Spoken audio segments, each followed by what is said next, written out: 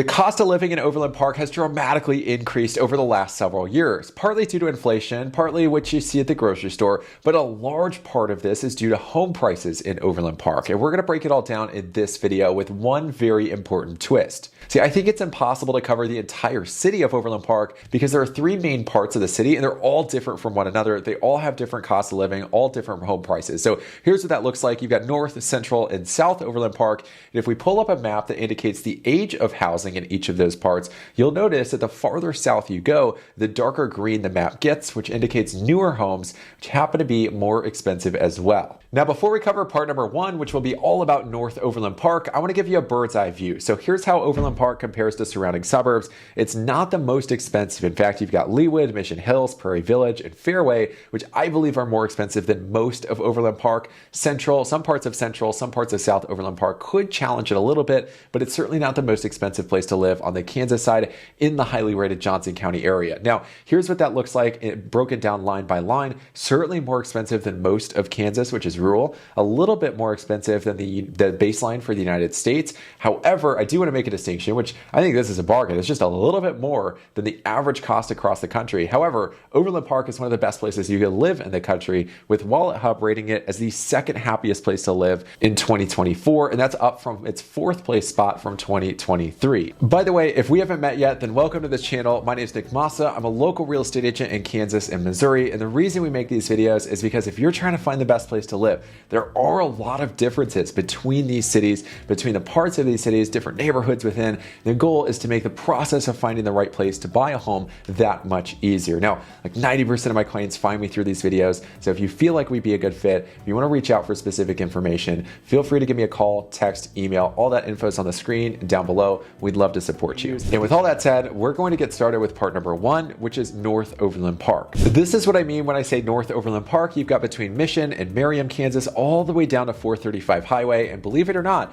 that used to be as big as Overland Park was. If you look at some maps from the later half of the 1900s, that was it, which should give you an idea of how young it is and compared to all the other areas around the Kansas City metro. Now, when it comes to that area, most of the homes were built in the 1950s onwards. There's a lot of variety, a lot of different types of homes, most of them being single family, but you also have a good number of duplexes, condos that you typically won't see throughout the rest of Johnson County, especially some of the newer parts of Johnson County. So here's what the home price data looks like from 2019, about $240,000 median sales price. And then of course, if we fast forward to last year, $100,000 more expensive for the same type of home, about $340,000. Of course, I'd expect that to jump up probably to $350,000, probably to $355,000 this year as well, just because of the housing shortage. Now, the range of prices that I see are anywhere from the mid 200s all the way up to $600,000. There's several homes that are more expensive than that. And the reason is because there's a big range of homes there. Some of these homes are sitting on like an acre of land.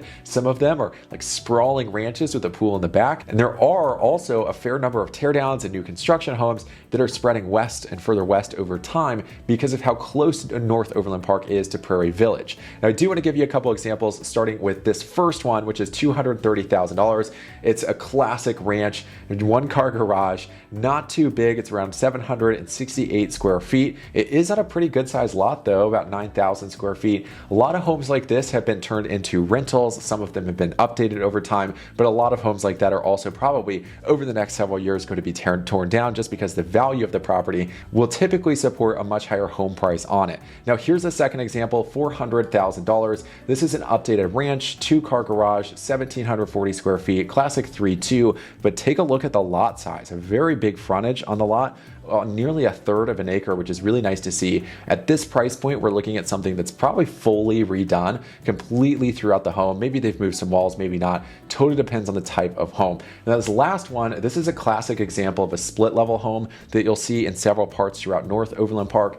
$550,000 around there, a little under 1,700 square feet, but you've got one additional bathroom. And of course, the location in North Overland Park can influence the price quite a bit. So even though this looks similar to the last property, the the value could certainly be there. Now you've got over a third of an acre in terms of the lot, and you can tell in some of those pictures how large the setback, the street in front of the property to the start of the property actually is. Now, when we talk about North Overland Park, that is the Shawnee Mission School District, which influence the property taxes there. So here's a chart of what that will look like. You can feel free to pause the screen. $550,000.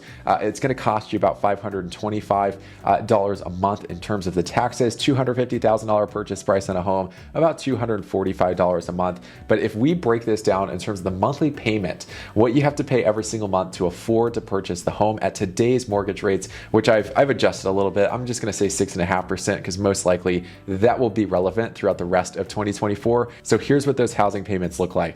I've got 10% down as well as 20% down. Feel free to pause the screen and take a look. If you're buying a house at $250,000, 10% down, you're paying about $1,500 a month before taxes and insurance. Of course, here's what that looks like if we do include property taxes in the calculation.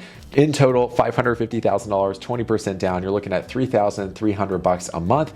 $250,000, 10% down, you're looking at about $1,800 a month. Part number 2 is Central Overland Park, and here's what that looks like on the map. You've got 435 all the way down to around 151st Street, at least that's how I understand it. And this is the part of the city that everybody wants to move. This is where the demand is. If you look at any of the ratings, if you look at some of the best suburbs in the Kansas City area, the reason Overland Park is rated so highly, I fully believe that Central Overland Park is one of the major reasons for why. Along 135th Street, it's possibly the most popular street in all of Johnson County. You've got the Deanna Rose, you've got the Shields Overland Park Soccer Complex, you got the baseball fields there as well. You've got Deer Creek Woods, you've got Corbin Park, you've got Prairie Fire, like everything is along there, and that's what makes Central Overland Park so highly rated. Now, here's what the home prices look like. You can see in 2019, around $373,000 median sales price. If we fast forward to 2023, which we have the full picture for, because we've got all the home sale data in, around $530,000. That appreciation is quite a bit faster than what we saw in North Overland Park, which was just around $100,000. This is well over $150,000, and I would expect in 2024 that 495 number could possibly jump to 550 once the full year of data is in. Now, the general price range of the homes in Central Overland Park is anywhere between $400,000, and there are some very nice homes there. It totally depends on the community. You're looking at probably homes that are well over $2 million in some of those pockets of the city. So here's what $450,000 buys you. It's a villa, a reverse 1.5 story, which means a ranch with a finished basement. Of course, this was built in the 1990s, so it probably needs a little bit of updating, but 3 beds, 3 baths, 3,500 square feet, and it's on a reasonably sized lot for a villa, at least at 9,000 square feet. The reason this is a villa is because it's maintenance provided. You can see the HOA there is about $167 a month, which covers snow, mow, and probably a little bit of exterior maintenance of the property. Now, the second home that I want to show you, this is about $600,000. Same type of floor plan. It's a reverse 1.5, so ranch with a finished basement, 1990s build, almost 3,500 square feet, 4 beds, probably 3.5 or 4 baths. Then you've got over a third of an acre, and it looks like it's been updated pretty tastefully. Example number 3, this is around $700,000. It's on over a half acre of land, which is a really big lot for Central Overland Park, built in 1999. You got 4,500 square feet, so a lot of house in that one, about $71 a month HOA. It is possible, like the last one that I showed you, the last one around $600,000, that community, for example, has pools and tennis courts, and that's what's possible in Central Overland Park, but not all of the homes have it. And finally, example number 4, $1.3 million. This is a new construction home in a premier new home community called Glen Eagles. It is in Central Overland Park. It is around 3,400 square feet, 4 beds, probably 4.5, maybe 5 baths, depending on how Zillow counts it, and a little bit under a half acre. Now, when it comes to property taxes in Central Overland Park, it is a different school district. So crossing 435,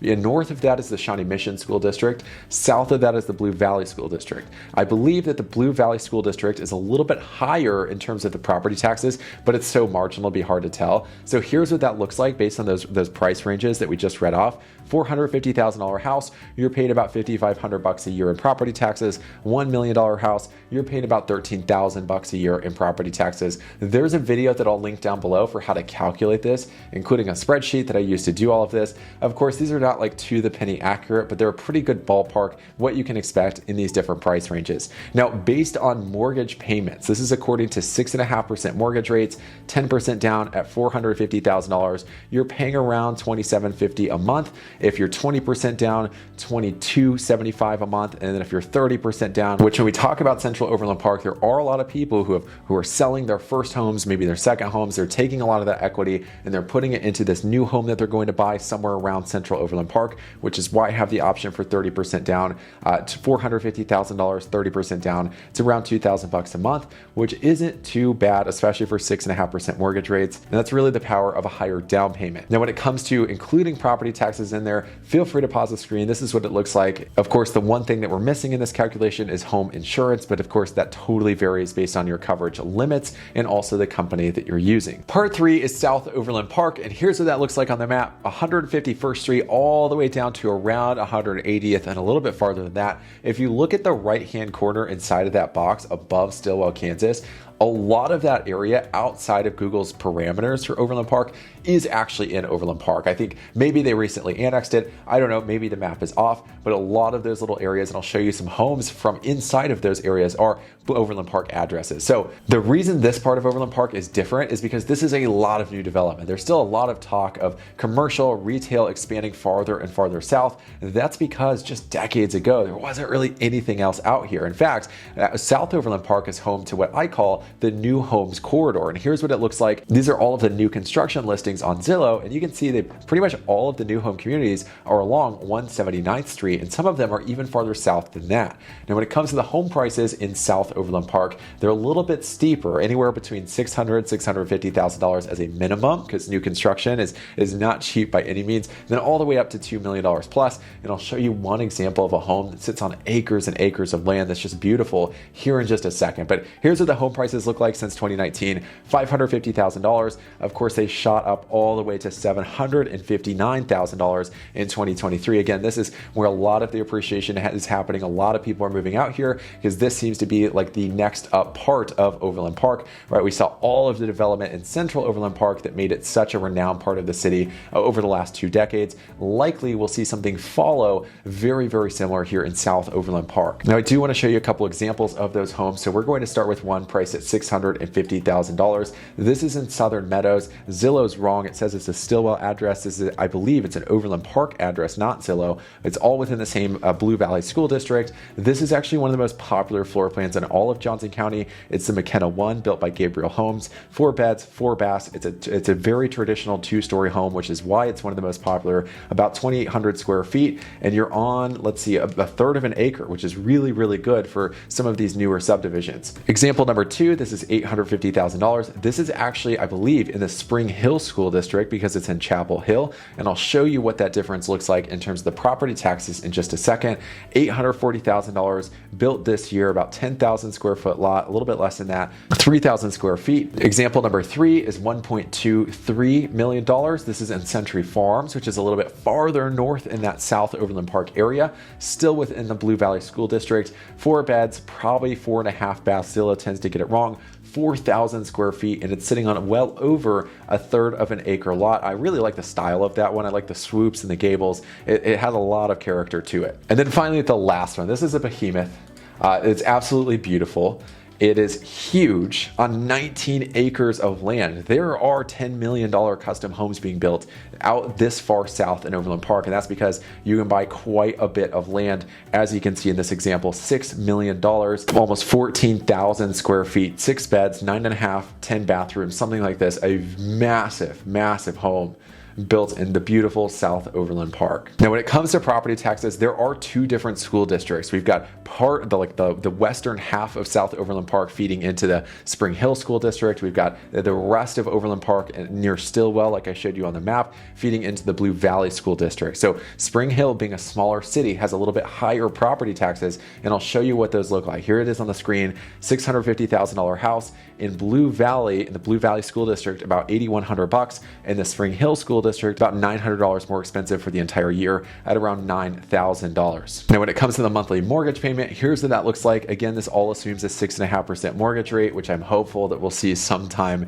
this year in 2024. $650,000 home, 20% down. Most likely you've got a home to sell that you're going to take equity from and put into the home that you're going to buy in South Overland Park. $3,290 every single month. If we look at 1.25 million, about $6,300 a month. And then here's what that looks like if we throw in the property taxes. And I showed you an example for Blue Valley and Spring Hill for 20% down as well as 30% down. Feel free to pause the screen just so you can take a closer look at the numbers. Now, I think that Overland Park is a great example of how one part of the city can be drastically different in cost and feel than another part of the city. And we could probably make a video just like this for many of the other big areas, big suburbs across the Kansas City metro area. So leave a comment down below if there's a particular city that you'd like to see up next. And of course, if you have any questions about buying a home, building a home in the Kansas City suburbs, these are some of the differences that we can point out and we can help you use to your advantage, especially with high mortgage rates, a really competitive housing market.